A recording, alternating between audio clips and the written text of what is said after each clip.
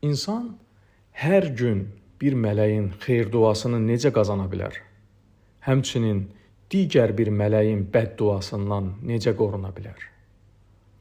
Buxari və Müslimin səhih əsərlərində Əbu Hüreyrə radiyallahu anhudan nəql olunan hədisdə Allah Rəsulü sallallahu aleyhi və səlləm demişdir: İnsanların oyandığı hər səhər iki mələk nazil olur.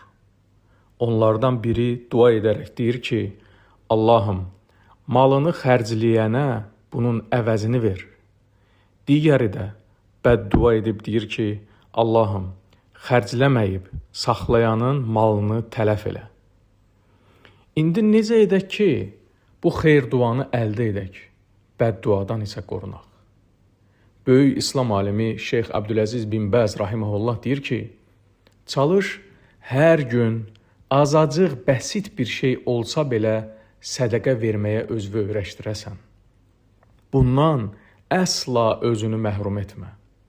Belə etsən, mələyin Allahım, malını xərcləyənə bunun əvəzini ver duası sənə də şamil olunacaq. Digər mələyin Allahım, malını xərcləməyib saxlayanın malını tələf et bədduasından yaxa qurtarmış olacaqsan. Şərt deyil ki, məbləğ böyük olsun.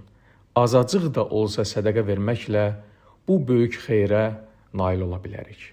Uca Allah bizləri eşidib əməl edən qullarından etsin. Əmin.